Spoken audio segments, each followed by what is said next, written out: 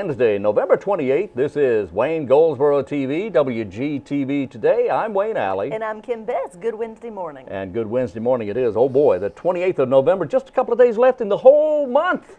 It has just whoosh. It what? It went whoosh. Well, that's Flew pretty good. by. They flew by. You like that? I like anything that flew by, yeah. That's good. I like it. That was good. Did you practice for that? Hours. All right, it's the 28th. What a great program we have for you today. All lined up. We're going to hear from a couple of gentlemen. We are. From Cherry Hospital. The CEO, Lucky Welsh, who's going to be with us, along with Dr. Steve Peters. And I've known Steve Peters for many years. He's just a great guy, and we're very fortunate to have Lucky Welsh come in, the CEO from Cherry.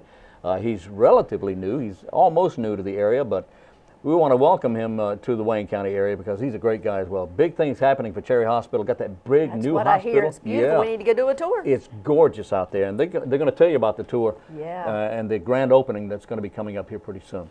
And then, Wayne, you and I went out to SEYMOUR Johnson Air Force Base, and we were a part of the kickoff for American Red Cross for their Mail for Heroes. That was so exciting. Wasn't it nice? That was exciting. That was very nice. It really was. You know, you can hear all about it, and you can still be a part of it yourself. Yeah. That was just the kickoff. It'll be happening all the way through, I think, mid-December is when they'll start mailing out all these cards. You'll just stay tuned. You'll hear what all we did and what we're talking about. Yeah, and if you have any questions after the program, you could talk to Chuck Waller. That's right. With the Red Cross the Wayne office. County chapter. Yeah.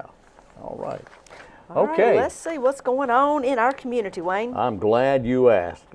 Also, in the next segment, not this segment, in the next segment, we're going to talk about Christmas trees. That's right. Some tips. Yeah, some tips about how to look for them, how to find them. Of course, now a real expert, that would be Jessica Strickland, will be in a couple of weeks to tell us more about that. But we'll touch on a few things for Christmas trees for you. Just some tips for buying good, healthy Christmas trees. Here we go. And speaking of tips, here's a tip for you from the health department. Okay. Managing stress, the holidays don't need to take a toll on your health. Keep a check on overcommitment and overspending. You know, this time of year especially, it's easy to overcommit. It is. It's so easy. Well, you got to go here, and you got to buy this, and you got to go over there, and you got to get that, and then you have promise to cook to volunteer here. Yeah. So check, stop and think before you commit yourself to so many things, and before you overspend. It's easy to do. You should balance your work, balance home, and balance your play. Get support from family and friends. Keep a relaxed and positive outlook, and make sure you get enough sleep, especially if you're traveling. That's right. You know, having a good balance is a good piece of advice and good dose of medicine, because honestly, if you don't do enough, you're at home and you can get sad or you can get bored. But if you do too much, you never enjoy your family and your friends, and the holidays are over and you look back and with regret. Yeah. So try to find a way to, we're talking to ourselves as well, That's try right. to find a way to have some balance with all these holidays. You really should. Events going up. This is not the time of year to have any regrets. No. You shouldn't have any regrets. Nope. So plan your day. When you get up in the morning, just say, look, here's what I'm going to do today, and try to stick to that. That's right. Good piece of advice, Wayne. Hi. Thank you, Kim. You're welcome. You're welcome. Well, speaking about things happening in the holidays, what you got? Let me tell you a quick little story. Do you hang, or as a child, did you hang stockings in your house? Well, during the Christmas holidays? Stockings. I never really had stockings. You didn't have a stocking? Oh, you mean like on the fireplace and stuff? Oh, that kind of stocking. That Sure, kind of stocking. sure. Yeah, not pantyhose stocking. No, it's not. Okay, right. Yeah. Well, right. No, I didn't hang. A lot of people Yeah, I do. did. A I lot did of hang youth stockings. do that. Okay, good. Yeah, do you it was know fun. why you did that? Have no idea. What was the story behind that? My mother told me to. Exactly, and that's why many of us do it, because it's just a tradition. That's it. Well, let me tell you a belief or a legend of why we think that all began. It's very interesting. Okay, go ahead. Legend has it that St. Nicholas loved to give gifts. To prevent people from learning where these gifts came from, he would leave them at night and surprise people. Oh. Others say that the reason he would leave gifts at night is because he was very shy and wanted to give money to poor people without them knowing where it came from. The reason we use Christmas stockings is up next. Let's see, hold on tight. One well-kept legend tells us... I thought it ended there. Oh my goodness. I didn't want to wait. Hold on tight. One well-kept legend is, kindly nobleman whose wife had died of his illness left the nobleman and his 3 daughters in despair. Okay, so the family was in despair. After losing all his money in useless and bad inventions, the family had to move into a peasant cottage where the daughters did their own cooking and sewing and cleaning. When it came time for the daughters to marry, the father got a little more depressed because he knew his daughters couldn't marry. Because at this time, a woman couldn't marry unless she had a dowry, which was money and property that could be given to the new husband's family. One night after the daughters had washed out their clothing, they hung their stockings over the fireplace to dry. That night, St. Nicholas, knowing the despair of the family, stopped by the nobleman's house. He looked in the window, and when he looked in the window, he saw the family had gone to bed. He also noticed the daughter's stocking hanging over by the fireplace. Oh, wow. Well, inspiration struck St. Nicholas, and he took out 3 small bags of gold coins from his pouch. He threw them one by one down the chimney. Well, they landed in the stockings.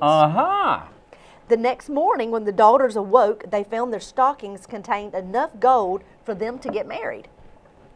The nobleman was able to see his 3 daughters marry. He lived a long, happy life, and word quickly spread of this good fortune. And soon, of course, other people throughout the village started hanging their stockings by the fireplace in hopes that St. Nicholas soon would be by to leave treasures in their stockings.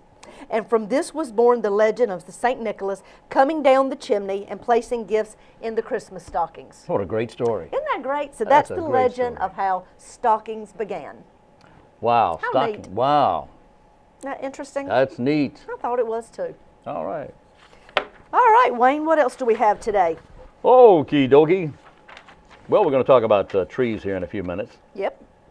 I want to mention the County Commissioners meeting coming up December 4th, and I think the City Council has a meeting that week as well. We do. All of the commissioners will be sworn in. The new commissioners, all of them, however, will be sworn in on Tuesday, December 4th. That will be those 3 new commissioners we have and the incumbents as well. That will be in courtroom number 1 this time. It will not be in the commission chambers, the historic courtroom number 1. 3 of the commissioners are new to the board. The public is invited to attend. Come and enjoy the ceremony of, the ceremony will be videotaped. We'll be there videotaping. So if you miss it, you can also watch it on television as well. That will be coming up December 4th. The meeting begins at 9 a.m. in historic courtroom number 1. Very good. Well, Wayne, let's talk to the 2 men that you interviewed recently from Cherry Hospital. Indeed. I was so excited to have Mr. Lucky Welsh, the new CEO of Cherry Hospital, and Dr. Steve Peters come by the studio and spoke with us the other day, and here's what they had to say here on WGTV today.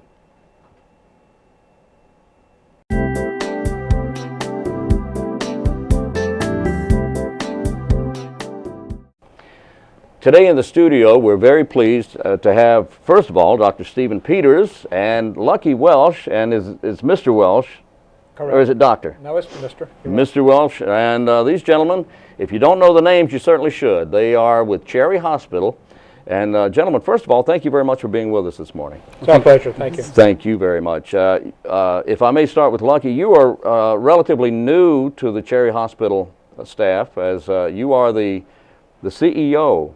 That is correct. You are the man.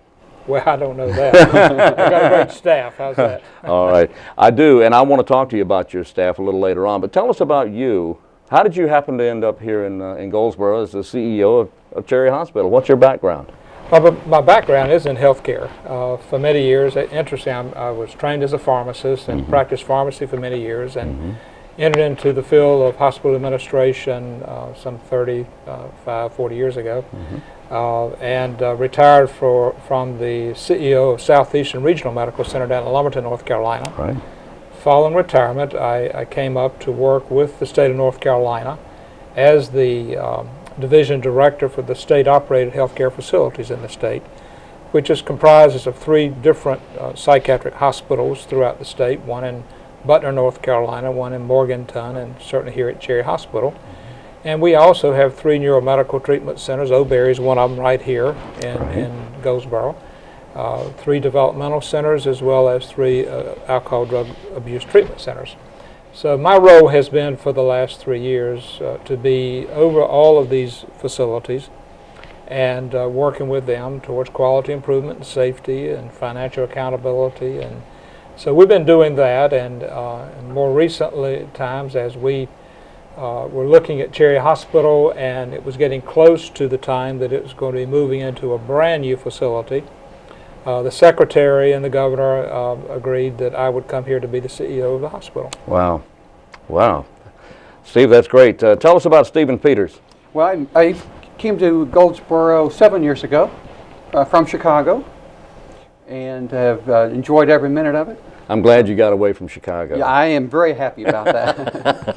Sold the snow blowers, sold the snow shovels. Did you? Got out of that, huh? Entirely. That's good.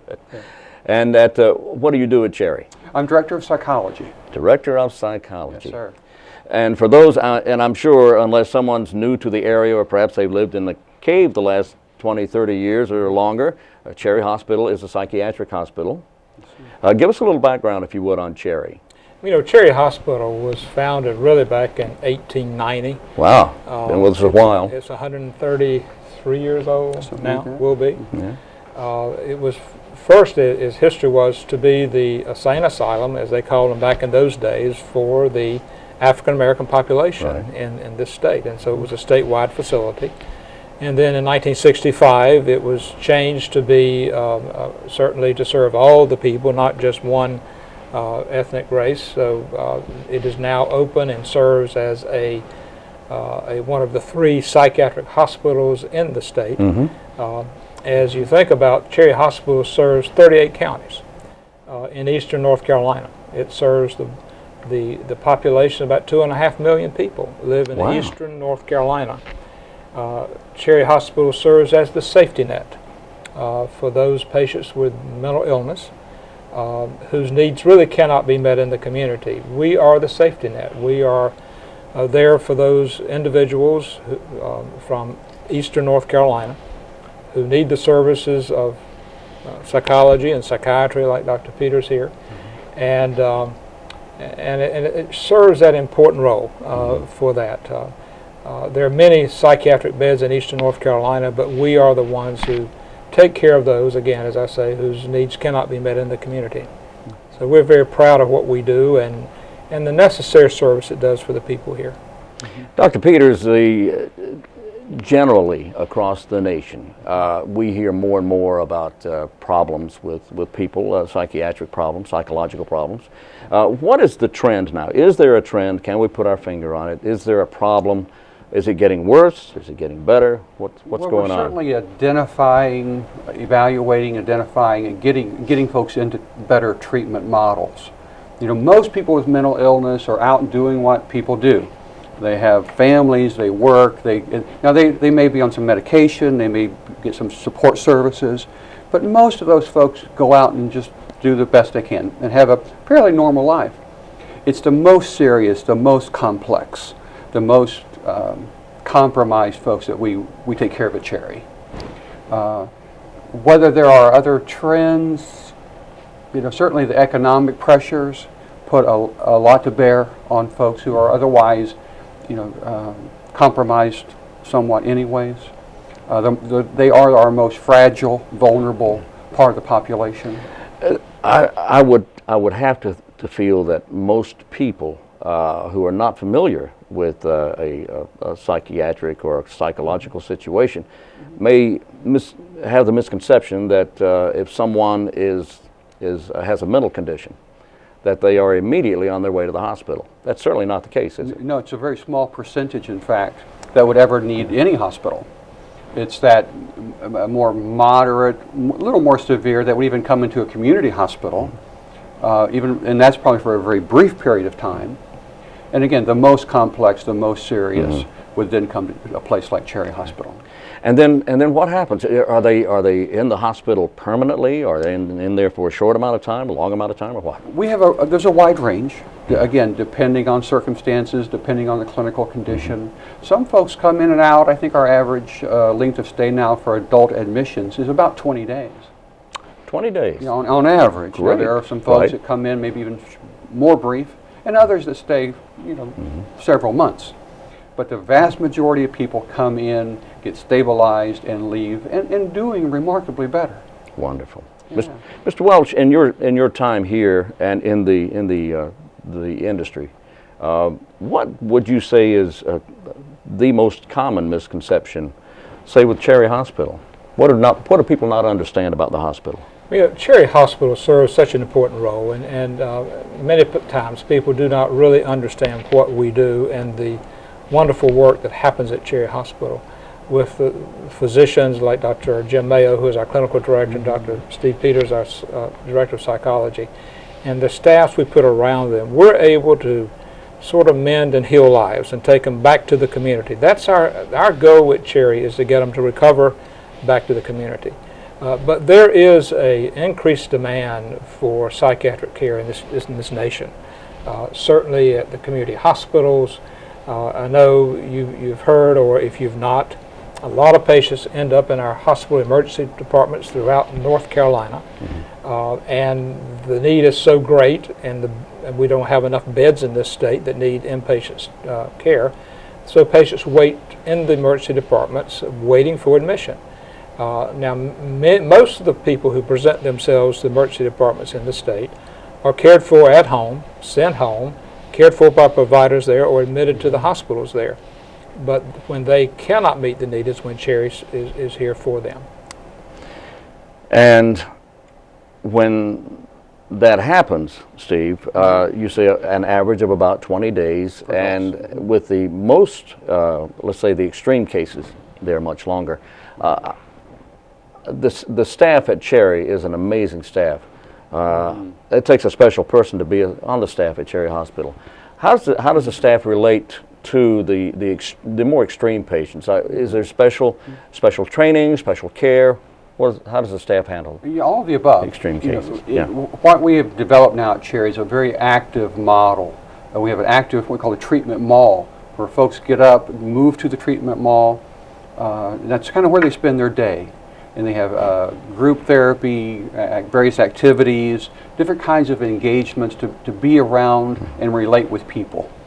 You know, I think of just for even the more milder types of emotional problems, sometimes the solution is being with people. It's being with people, relate to people, share with people. So that's what we want staff to be able to do at Cherry, is to engage with patients, participate in their lives, get to know them as people, not just psychiatrically ill, but get to know them as people and share and relate. And that's a pretty powerful healing tool right there. Yes. Mr. Welsh, recently, in the last year or two, Dorothea Dix has been closed. Will that have an effect on Cherry Hospital at all? It has already had an effect on Cherry. As we were downsizing Dorothea Dix Hospital, and again, the decision was made many years ago by the legislature to build a brand new hospital in Butner, North Carolina, and to merge the John Umstead Hospital and the Dorothea Dix into one facility in Butner. And so it's been a process of moving patients to the Butner site. Some of the patients from Dorothea Dix actually came here to Cherry. One nursing unit, about 24, 25 patients, actually came from Dorothea Dix here to Cherry, and the rest went over to Butner. So we have, in the past several months, moved the final patients from Dorothea Dix Hospital. It is no longer a hospital, and so we, instead of having 4 psychiatric hospitals in the state, we have 3. But I would like to point out that we have not decreased the number of beds. We just moved them into a bigger facility and actually used space here at Cherry. So we've not decreased the availability of beds, we just relocated them. Very good. Now, Dr. Peters, there is a new construction site near Cherry Hospital. Yes, sir. Do you guys have anything at all to do with that? Oh, it's been a very active process. For the last several years, in Yes. fact. I remember looking at some early design blueprints and looking at kind of where would be the best configuration, what would be the best configuration for that hospital, in fact. And now we're to the point of talking about medical equipment and other services in terms of how that would actually go into the new facility. A lot of technology. Some of the technology that was in the early design is now obsolete. It's now there's newer, better, even cheaper technology that's going into the new hospital. So we're really excited about that. That's wonderful. And will it be a larger facility, accepting a larger number of patients? Yeah, I think we're going to be able to provide up to 320 beds. Wow. And of course, that's contingent on having medical staff, nursing staff, psychology, social work, etc., to provide those services for that many people. But if we can recruit, locate, and have that many people, staff-wise, we'll be able to serve more patients. Mr. Welsh, how large is the staff at Cherry? We currently have 1,000 employees at Cherry Hospital. 1,000 people. 1,000 employees at Cherry Hospital. And the interesting thing, Wayne, is that the North Carolina legislature this past session, as we occupy the new Cherry Hospital, gave us funding so we could fully occupy it. Today, we only have staffing for about 180, 190 patients. But as we move into the new building, they've appropriated the funds to add 373 new positions here at Cherry. Wonderful. A third of our workforce will be increased. We'll be reaching out to find psychiatrists and psychologists and social workers and nurses and healthcare technicians and pharmacists and IT people, because Cherry is really growing into a real regional big psychiatric hospital. And we're excited about that. The legislature appropriated over some $13 million for this staff. So that's going to be an economic boost here into the Cherry area. Yes. As we bring that many new people in. We'll be recruiting for these physicians and professionals throughout the nation to come here to Goldsboro to provide care to Eastern North Carolina. And we're really excited about this. This is a beautiful building with a great staff. It is. That is very exciting. Pardon me. That is certainly a boon to the area, not only to the Goldsboro-Wayne County area, but to Eastern North Carolina. Absolutely. That's really wonderful. So what is the timeline on the new hospital?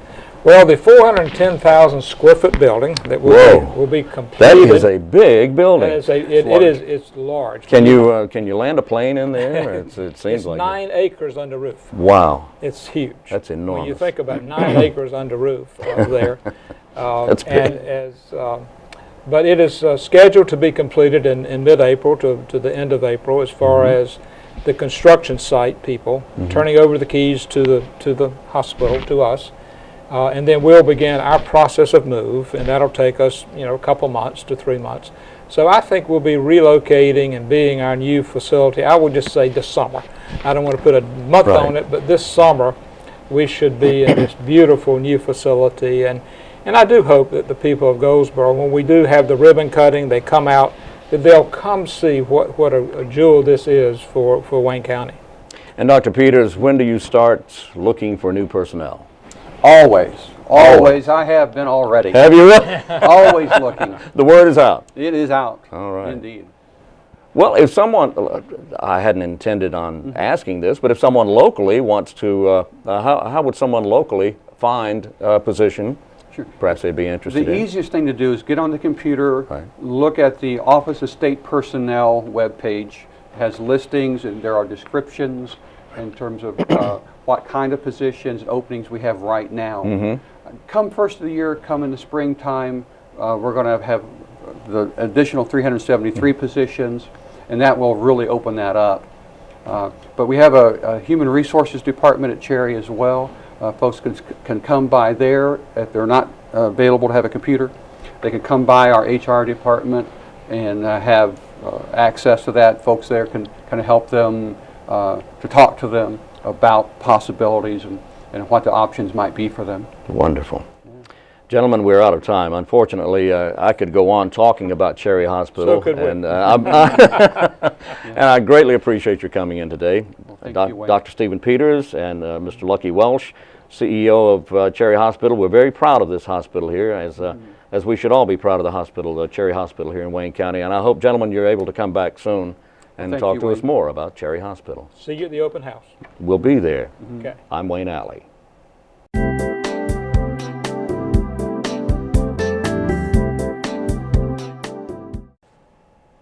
And we're back on WGTV today. That was a great discussion. I really enjoyed talking with those two guys. It was. I can't wait to go on the tour of the new Cherry Hospital. Yeah, and we're going to be going on that tour, and I'm excited about that. Yeah. Oh, yes. And I'd like to have Dr. Peters come by on a regular basis, and I'm talking with him. We're trying to work that out on a regular basis to talk about things that we need to be talking about as far as condition, the human condition. And mental health in and general. mental health in general, yes.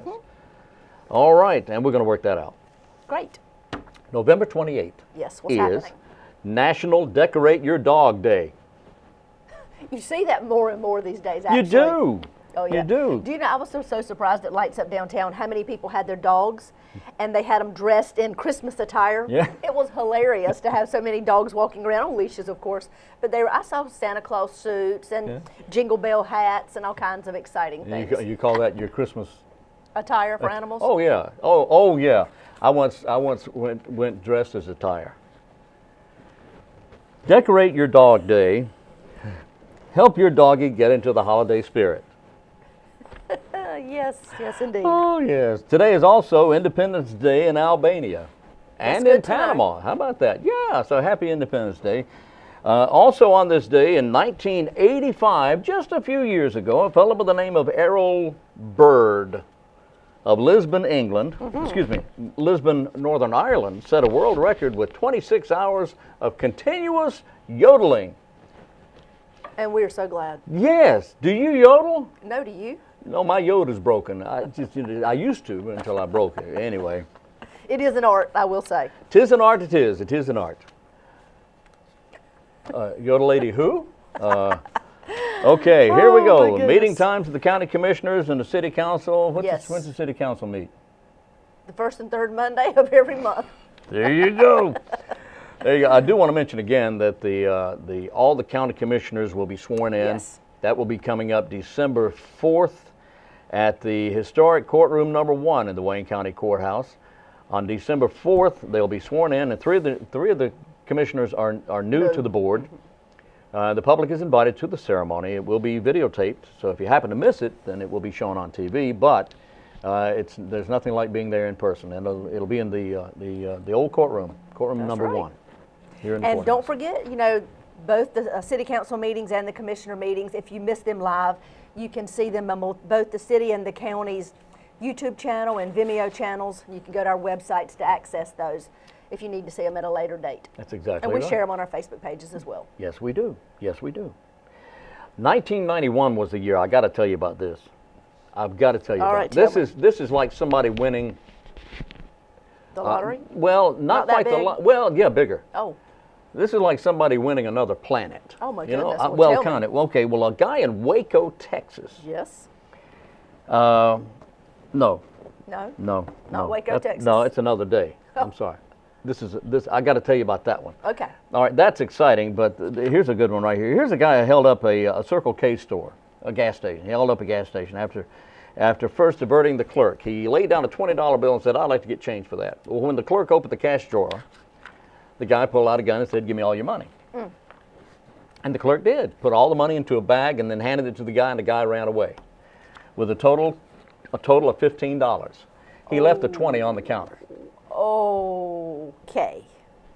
He did real well in that one. He did real well on that one, yeah. Well, that's what you get. Today's the birth anniversary of S. Epitha Markerson, 60 today. Say her name one more That's time. not her name. Okay. That's not her name. She's the lady, she plays the police lieutenant on Law and Order. Is it Law okay. and Order or one of those programs? Anyway, she's 60 today. She does a lot of public service announcements as well. S. Epitha. Okay. Her middle, the initial S. Epitha. Okay. And I don't think it's Murkerson. It says Murkerson, but it's not. Anyway, she's 60 today. She knows who she is. Yes, she does. Happy Also, birthday. actor Ed Harris. He's a very talented man. He's 62 today. And in 1991, a fellow in a California turkey carver called Butterball Turkey Talk Line and screamed that there were no breast meat in his Butterball turkey. He said, "I bought this turkey at the grocery store and there's no breast meat in it. What kind of turkey is this anyway?" Well, the lady on the phone, Gene Schnell, suggested he might have the bird upside down. Oh. He did. Oh my goodness. He was all screaming and panicking and everything. So I hope that didn't happen to you over the holiday I season. hope it did not either. Oh, all right. my goodness. And this guy that it was not Waco, Texas, but this guy, I'll tell you about it in the next day or two. Okay. About this guy here. It's a fascinating story. We'll look forward to it. It's a surprise. A surprise story. It's a good story. Yeah. Anyway, what else is going on? Oh, don't forget Jingle in the Park's coming up Friday and Saturday night. Oh, yes, We'll be there videoing it, so if you miss it, if you can't come live, you can see it later. But it is Jingle in the Park from 4 until 8 p.m. both Friday and Saturday night. And look, they're doing all kinds of exciting things. Like what? Well, the Kiwanis train, of course, is always there, but they'll have it fixed up a little differently. This is the Polar Express. Oh, of course. It'll look a little different. Yeah. You'll feel like you're in North Pole. Wow. And you'll be able to make s'mores and roast marshmallows and listen to local entertainment in the gazebo. Wow. Oh my goodness, what a good fun night. Arts and crafts, hot chocolate, good fun night. All in the park. That sounds like so much fun. When they light it up, it is absolutely beautiful. Jingle in the Park. Jingle in the Park, Friday and Saturday night, December 7th and 8th. You know, we're lighting up our whole town. I'm pretty much making it beautiful. I'm pretty much a ding-a-ling. Oh, there you go. And I can jingle in the park. Can you jingle in the park? There you go. All right. And when is that? That is Friday and Saturday, December 7th and 8th. Okay, a week from this 4 weekend. until 8. Santa Claus and Mrs. Claus will be there as well. Really? Yes. Oh, shh. Yeah. Okay. Hey. That's right. Most Christmas trees are typically fir. A long way. But most Christmas trees are typically fir trees, long needle pines or spruce trees. Knowing which tree will be perfect for your needs can be rather tricky. Some needles dry out faster than others. Hemlock is not a good choice for trees because the needles begin falling off shortly after they're cut, the tree's cut. Spruce needles tend to dry out more quickly than pine. So, keep that in mind. A truly fresh Christmas tree will not only look green and healthy, but it will have very few needles that have started to turn brown. Don't let first glance fool you either. Look at the underside of the branch to see if browning of the needles is beginning. Patting the branches is a way to check to see if any of the needles fall to the ground. You can also grab the branch and gently pull toward you. That's what I've done. Right. This is to check to see if any of the needles easily come off the tree, and if so, chances are the tree is not fresh and will not last the holiday season. Another way to check the freshness of your potential Christmas tree is to gently bend the tips. Bend the tips. If the tip does not crack or break, you generally have a fresh tree that may be worth taking home. Don't, of course, break it too much because then they make you pay for it anyway, right? Whether you wanted that one or not. That's right. You broke that tree. That'll be $100. Okay? Something else to consider is the aroma of the tree. The stronger the aroma, the fresher the tree. If you have trouble smelling the tree initially, you can stoke the needles and then smell. It's kind of like scratch and sniff for Christmas trees. If you can smell the aroma, chances are the tree is fresh. The Canaan fir, C-A-N-A-A-N, Canaan fir, and the Fraser fir is a good tree with an amazing aroma. And I think those are the trees I like best as well. Me too. And there are other tips as well. When you first get it home, if you don't put it into a stand right away, cut the bottom of the tree. That's right. Yeah. And then get it in water. Exactly, before you get it in water. And then when you do put it in a stand, go ahead and cut it again to open up that bottom of the tree, right. the trunk of the tree. All right, so it'll soak up that water. We want to keep those trees moist and fed. Yes. Feed your tree. All holiday season. That's right. All right. What you got there, girl? Well, I think we are going to go see what happened at Seymour Johnson Air Force Base. Oh, we are? I think we are. Oh, boy. Let's go see about the Mail for Heroes.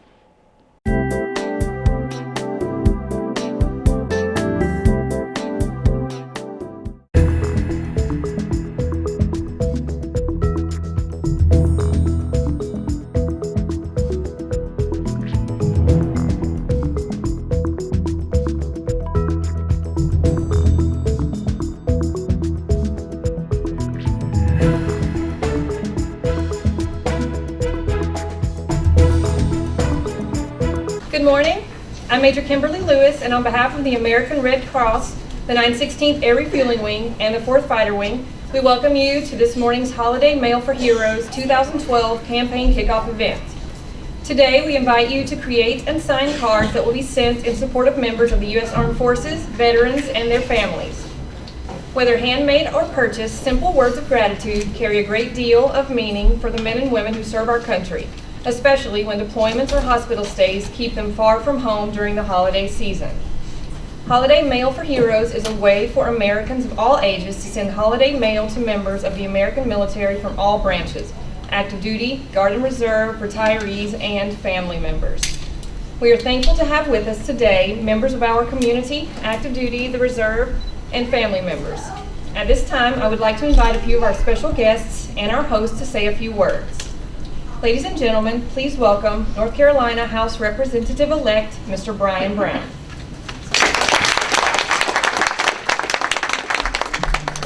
Well, first of all, thank you very much for having me here today, and for all of you coming out and sharing in this, it must be my pen here, and sharing in this day. I just want to say thank you very much, all of my full gratitude to you and your families for serving our country and making this country such a great place to live. I've been blessed to also have my wife be a board member for the American Red Cross, and to be able to share in what is done here in Eastern North Carolina, not only from the disaster side of helping people that have been affected by natural disasters and things like that, but also what they do for the troops here, servicing 9 branches here in Eastern North Carolina, and doing things like reaching out to 800 different calls for emergency contact here in Eastern North Carolina. What wonderful things and what wonderful blessings we have here in Eastern North Carolina. Thank you again for your service. Thank you for being here today to sign cards for the troops and their families, and God bless. Thank you, Mr. Brown.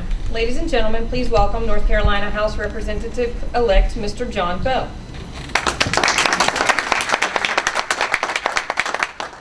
Well, you got the whole gauntlet from Eastern North Carolina here today. That's great. I will start off by saying this. First of all, thank you for everything you do. I'm truly blessed to work for an organization, North Carolina Community Credit Union, that has a branch here on the base. And every other Monday, I get a chance to teach FTAC to every airman that comes on to SEYMOUR Johnson. And so I get a first-hand experience to see how much these airmen mean, not only to the base, but then again to our community. Our livelihood is SEYMOUR Johnson. Our livelihood is the base is Eastern North Carolina. And I know for a fact that you're going to have 2 members elected in the State House that's going to do everything that we can to be sure that our bases remain strong and stay strong here in Eastern North Carolina. You know, I love the jet noise. I love seeing the jets fly over our head because it's the sound of freedom. And I want to thank you for what you do. Because of what you do on a daily basis, it allows us to do what we do. It allows us to go to work. It allows us to represent you in Raleigh and represent you across this country. And thank you very much for what you do. The Red Cross, what an amazing organization. In the middle of the night when the phone calls come because the house is burned down. In the middle of the night when we need to get something to one of our airmen from SEYMOUR Johnson, the Red Cross is always there. They always respond. And most of the time when people are running away, the Red Cross is going in. And I want to thank you for what you do for our community. I want to thank our airmen for what they do for our community, and I look forward to serving you. Thank you very much. Thank you, Mr. Bell. Ladies and gentlemen, representing the City of Goldsboro, Mayor Pro Tem, Mr. Chuck Allen. Good morning. It's kind of hard to fall behind all these state officials, you know, local people, but anyway, that's all right. But on behalf of the mayor, the city council, and all of our citizens, I'm just proud to be here to be able to do this for the mayor. Thank God he's out of town today. And he'd be upset, but I'm a lot quicker than the mayor, so that's a good thing, okay? Anybody can tell him I'm a lot quicker. But we do want to thank you, and this is a great endeavor, and we first off want to recognize and appreciate all our folks that are downrange, or all your folks that are downrange. I know that they're sacrificing, their families are sacrificing. At the holiday time, that comes home a little more, so we want to thank them. I do want to tell you a secret about the Red Cross. I'm very partial to the Red Cross. I was on the board many years ago, actually with John's mom, Cindy. Cindy was the director, and we worked many years to get the Red Cross straight and local and good shape, and then we turned it over to Chuck. And he's just expounded. He's done a wonderful job with it. So I do, the Red Cross is very partial to what we do, and we appreciate what they do. And this lastly, I want to remind each of you that we have actually, this is a plug for city now because I am city, John, But actually want to remind you that we need you to shop local as this holiday comes up. It helps local, so if anybody's going to shop, if you can do it locally, that's good. We want to remind you that our Center Street is complete downtown, the first phase. If you haven't seen it, come see it. We are actually having a lights up ceremony on November the 20th, this coming Tuesday at 5 o'clock, and we'd love for you to come see it if you haven't seen it. So we just thank everybody for what you do, and we really appreciate it. Thank you. Thank you, Mr. Allen. Ladies and gentlemen, representing the 4th Fighter Wing, the 4th Operations Group Commander, Colonel Michael Kocheski. All right, thanks everybody for coming out, and thanks to American Red Cross. When we're out the deployments, I've been many deployments myself. Around the holidays, it's kind of the high-risk time where being away from families, it just makes deployments tougher than they are the rest of the year. So I really appreciate your initiative. Doing the mail, it just goes a long way when you hear from the folks back home, and you know that the country is supporting what our airmen are doing out there. It just really goes a long way to kind of soften the blow of being away over the holidays. So I can't thank you enough for that, and I know on behalf of all the airmen downrange that they will appreciate all the initiatives here today. And also just locally too, just want to thank our Eastern North Carolina local civilians and for taking great care of our base in this area. I was stationed here in the late 90s, and I'm back. This is a schoolhouse for all F-15Es, and so kind of, we have an affinity for this part of the country, so this is kind of home plate for us. And then also enjoy working with our citizen airmen, the 916th and partners, and thanks for hosting this and setting this up.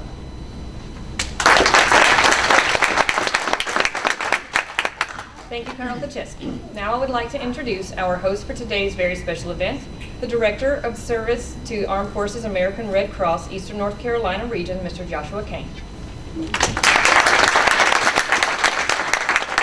Well, thank you so much for each of you coming out. We've had a great turnout today. Folks have been steadily coming in the door, signing cards, and really it's just an outpouring of support for our troops.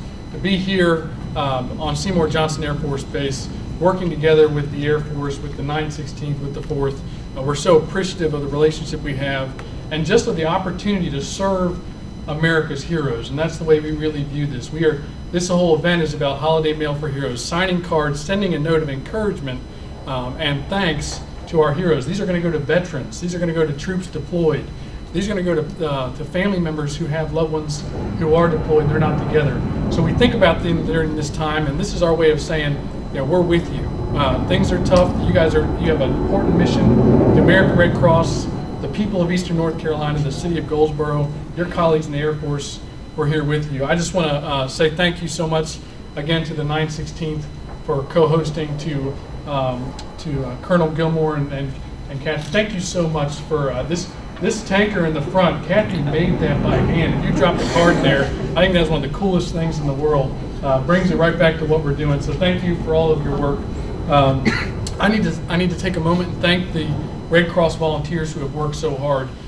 Margaret and Norm Tafflinger are our lead volunteers. They represent the American Red Cross on Seymour Johnson Air Force Base, and we could not fulfill our mission to serve the airmen on this base if it was not for them. So we thank you so much.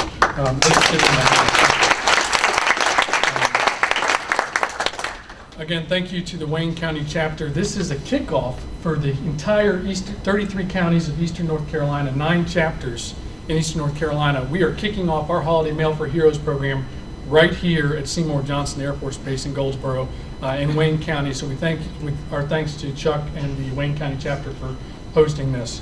Again, please sign a card if you haven't done so already. These events will be going on in your community, wherever you might have come here from. These events will be going on over the next couple days, and they have been going on. I will say this about Chuck's efforts so far. He brought in the door this morning 1,500 cards that have been signed by the Goldsboro community. So we're so happy. It's a great tally to get things rolling. So again, thank you so much on behalf of the American Red Cross for all that you do for America, for the people of Eastern North Carolina. American Red Cross is here for you and your family, and this is just a great way for us to partner. So again, thank you so much for all you do, and thank you for being here today.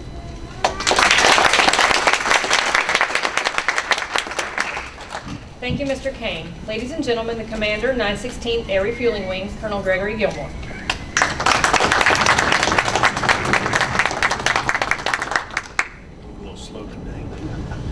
Thank you. It's truly a pleasure and an honor to co-host this, partner with the Red Cross in the local community.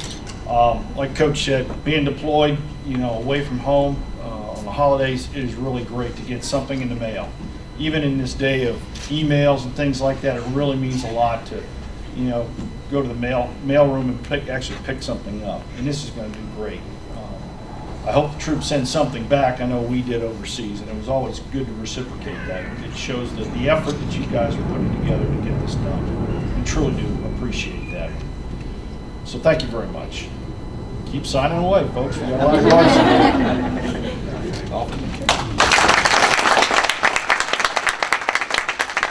Thank you, Colonel Gilmore. Ladies and gentlemen, this concludes the formal events program. Please continue to join us making and signing cards for the extraordinary men and women around the world serving in the armed forces. Thank you for coming today.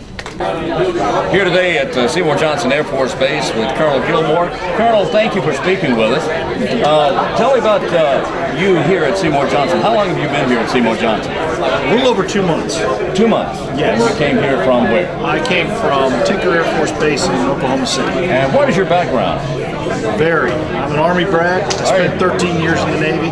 And I spent 13 and a half years in the Air Force Reserve. So wow, well, you've been all over the place there. I have. You have quite a, and you're right, that is a varied background.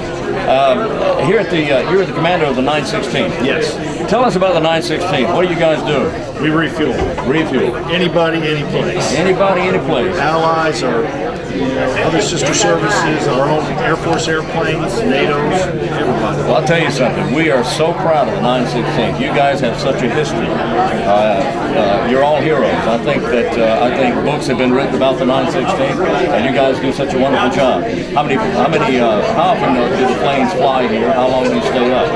Here, we fly every day. We fly 5 or 6 sorties a day. And average about 4 hours per each sortie, so we fly about 30 hours a day. Deployed, we can fly 50 hours a day, depending on where we are. So the amount of fuel varies from 1,000 pounds to 1,000,000 pounds. Just depends on where we're at. Now everybody has their own idea of the way things are, so what would be, in your opinion, a misconception about the 916? Or perhaps even a misconception about tankers in general, as far as the public is concerned? Misconception. We're a reserve outfit, right? We're out there all the time. They think we're active duty, and we're not. Our citizen airmen, work in the local community. They're airline pilots, they're nurses, doctors, there's lawyers, civil engineering folks, and plumbers, home builders. So we cover the whole gamut. So we are truly citizen airmen. And I think a lot of folks that see us all the time think we're active duty, and we're not. We do this basically on 1 weekend a month, 2 weeks a year, and then deployments. But it's not quite that simple. Not quite that simple. But when the call comes, you go. When the call comes, we're gone. Really quick. What will be the average stay here for commanders? What, like 2 years? About 2 years. About 2 years. What do you plan? You plan on making any changes to the system here, or just? I don't know. It seems to be running so far. But I've only been here 2 months, so I don't want to change anything yet. So. Well, Colonel, good luck to you. I appreciate you speaking with us today on WGTV. Thank you very much. You, sir. Appreciate it. That's good. I want to introduce myself.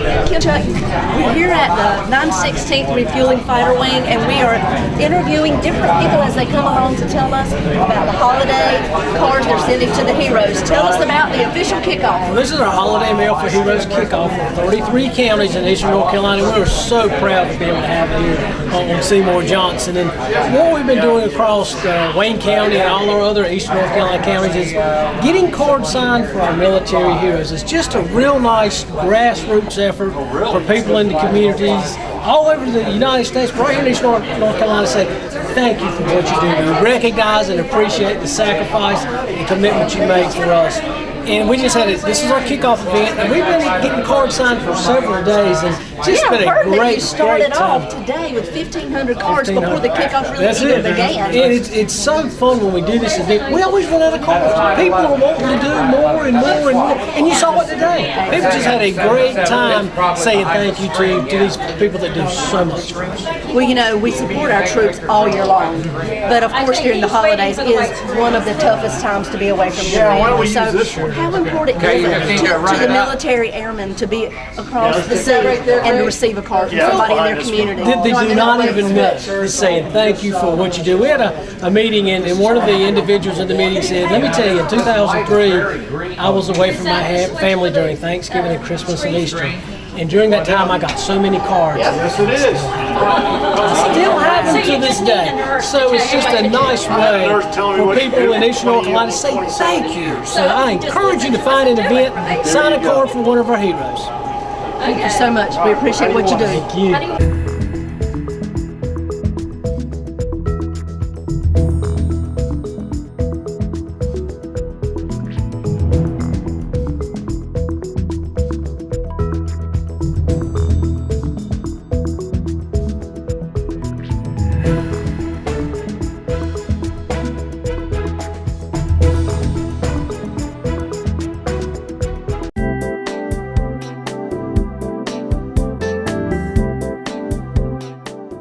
Guess what? We're back. That's exactly right. I love that out at the base. That's right. It's the kickoff of the whole region. I know. Signing those cards and everything. That's a great. That's just a great effort. And you know, it says a lot about our community for Chuck, the director of the Wayne County chapter of American Red Cross, for him to be able to show up before the kickoff began with 1,500 cards in his hand. I know. That says a lot. Just amazing. We've got a great community and great people in it. That indeed we do. Well, a little fairy brought some information to me about, we were talking about S. Epitha Murkison. Her name is Murkison. I don't know why it just didn't look right on paper. But the story about her name, there's quite a story about her, but the story about her name, she's often, it says here, reticent about revealing what her first name really is. Her first name is really Sharon. And she just didn't like it? She did not like Sharon. On June 11th, 2005 episode of NPR's Wait, Wait, Don't Tell Me. Wait, Wait, Don't Tell Me. That's, okay, anyway. She jokingly claimed that that her initial S stands for sweet, because so many people have difficulty with Epatha, which is what she prefers to be called, she said. She has legally now changed her first name to S. The letter S. The letter S. In fact, there's a period there, S period. During a segment on the January 31st, 2012 episode of The Wendy Williams Show, when questioned about the origin of her name, she shared that Epatha was the name of a grade school teacher who was influential in keeping her father in school. Interesting. She further went on to clarify that she prefers to be addressed as Epatha as opposed to S. Epatha. Epatha. Whatever. Anyway, she graduated from Cooley High School in 1970. She earned a Bachelor of Fine Arts degree from Wayne State University. You Love like the that, name. don't you? Yes. Yeah. I can just call you W. Sure. Would you? W? Yeah. W. And began her New York theater career in 1978. She was conferred an honorary Doctor of Humane Letters from Wayne State University in 2009. Who is she? She plays a police lieutenant on I think it's Law and Order. That's the one you were saying. It's on one of the law shows. One of those shows, and I won't get into that, but we'll have to research it She's to see who S is. Very talented lady, but she's not the first to have done that. Well, she's not the first. A lot of people drop their last name and just like Cher. Yeah. Or Madonna. Yeah, but she's not the first person to use that particular letter in her name. Harry S. Truman. True. Did not have a middle name because his mother and his father couldn't agree on a middle name. Oh. But her maiden name and the name his father wanted to use both started with S. So it's Harry S. No period. Truman. His middle name is S without the period. Well, interesting. Yeah. Now, how do you know that fact? I don't know. You just know. I just made it up. Yeah. Who knows if it's true? It is true. It is true. But we've given them something to go research today. Yeah, hey. See if it's true. Look, don't take my word for anything. Right. I've always said, don't take anybody's word for anything. If you question anything at all, and you should, look it up. Look it up yourself. We have a whole library full of stuff to verify. Facts. Sure, and facts. And not necessarily textbooks either. That's right. And I won't even go there, but do a little research. That's right. Well, let's talk about some of the things that are happening in our community. Hey, Wayne. let's do that. Don't forget, December the 1st, let's go out to the Boys and Girls Club and support them with their annual pancake breakfast starting at 7 a.m. I love it. December the 1st. That is great. November the 30th, a turkey shoot. is available at the American Legion, out past the fairgrounds. Highway 117 South. That's exactly As you're going right. down the hill past the cemetery on the left, just past the fairgrounds, you do a turnaround and there it is. Turkey That's shoot. exactly American right. Legion hut. Oh boy. That's right. Let's see. Can you tell us about some holiday traditions? Yes.